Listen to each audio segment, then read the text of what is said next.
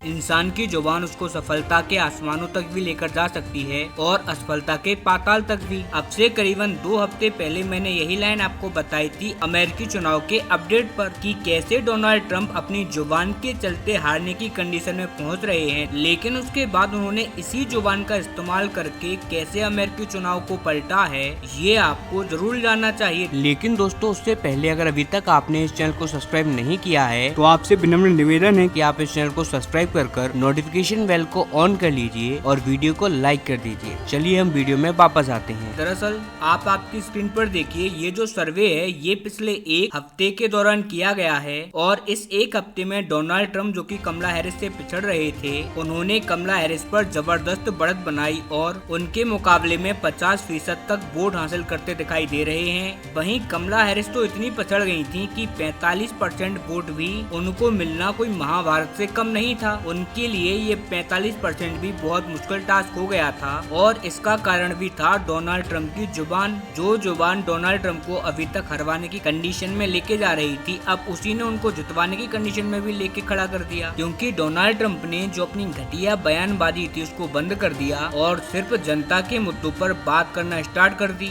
जैसे कि इमिग्रेशन पर, बढ़ते आर्थिक संकट पर, गिरती अर्थव्यवस्था पर और अमेरिकी डॉलर के घटते हुए प्रभुत्व पर। अब इससे अमेरिकी जनता में एक बार फिर से ट्रंप के ऊपर भरोसा जगता हुआ दिखा और इसीलिए उन्होंने कमला हैरिस को पछाड़ना स्टार्ट कर दिया था। लेकिन आज सुबह अमेरिका के अंदर एक सबसे बड़ी डिबेट हुई। जी हाँ, कम से कम 4 टीवी चैनलों ने मिलकर, एक तो था न्यूयॉर्क टाइम, दूसरा था CNN, वॉशिंगटन पोस्ट, BBC और ABC न्यूज, जो अमेरिका के सबसे ताकतवर और सबसे बड़े न्यूज और यहाँ के मीडिया चैनल हैं, उन सभी ने मिलकर यहाँ पर ये डिबेट आयोजित करवाई, जिसमें एक तरफ तो खड़ा किया कमला हैरिस को और दूसरी तरफ खड़ा किया डोनाल्ड ट्रंप को और इनके सामने बैठाला गया एक रिपोर्टर को, जिसने उनसे सवाल पूछे। और यकीन मानिए, इस डिबेट के बाद डोनाल्ड ट्रंप शायद अपना माथा पीट रहे होंगे कि उनको डिबेट में जाने की जरूरत क्या थी। इससे अच्छा था कि वो घर पर बैठते, शायद तब उनको कम नुकसान होता। और अब मैं ऐसा क्यों कह रहा हूँ वो मैं आपको बाद में दिखा दूंगा। पहले आप ये देख लीजिए कि नतीजे क्या आए हैं इस डिबेट के।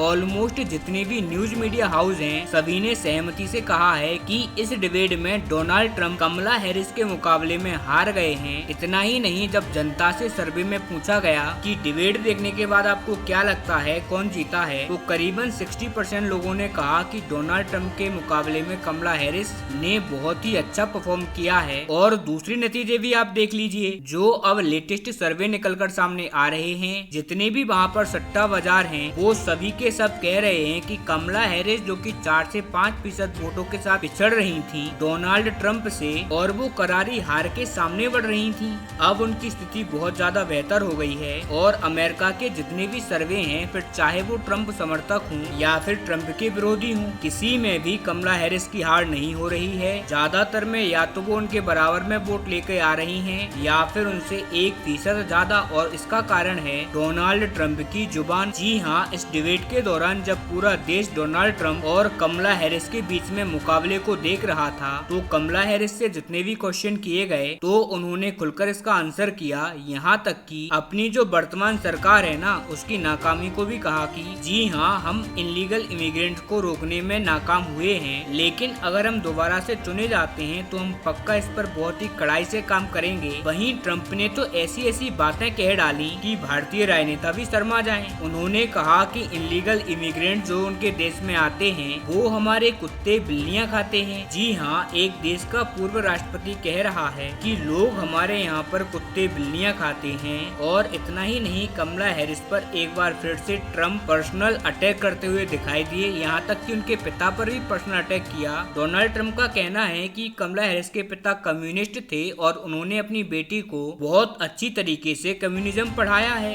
ये हमारे देश को कम्युनिस्ट बना देंगी, इस तरीके की भाषा का उनके द्वारा प्रयोग किया गया। और मैं आपको बता दूं कि ये बात तो ट्रंप की टीम भी मान चुकी है कि कमला हैरिस पर पर्सनल अटैक करने से ट्रंप को नुकसान हुआ है, खास करके महिला वोटरों के पक्ष में। वहीं सबसे हैरानी की बात तो ये है कि इलॉन मस्क, जो कि ट्रंप के आज की तारीख में सबसे बड़े समर्थक माने जाते हैं, उन्हें भी आज ये बात कहना पड़ गया कि इस डिबेट के अंदर कमला हैरिस ने उम्मीद से बहुत अच्छा किया है। अब आपका क्वेश्चन होगा कि मैं एक छोटी सी डिबेट की बात को इतना क्यों उठा रहा हूँ। अब क्या डिबेटों से हमें अमेरिकी चुनाव तय होने लगे? तो इस पर मेरा आंसर है जी हाँ। अब वो ऐसा इसीलिए क्योंकि पिछले 10 राष्ट्रपति जो कि अमेरिका में आए हैं ना, उनके बीच में जो डिबेट हुई है, उस डिबेट को जीतने वालों में 77% का स्ट्राइक रेट रहा है। यानी कि इन टीवी डिबेट को जो जीतता है उसी के चांस होते हैं इस राष्ट्रपति पद को ग्रहण करने के 77%। और वहीं में अगर आपको 2008 के बाद के आंकड़े बताऊं तो ये चांस 77 से 100% पर पहुंच जाते हैं। यानी कि जो भी डिबेट जीतता है राष्ट्रपति वही बन जाता है। और मैं आपको बता दूं,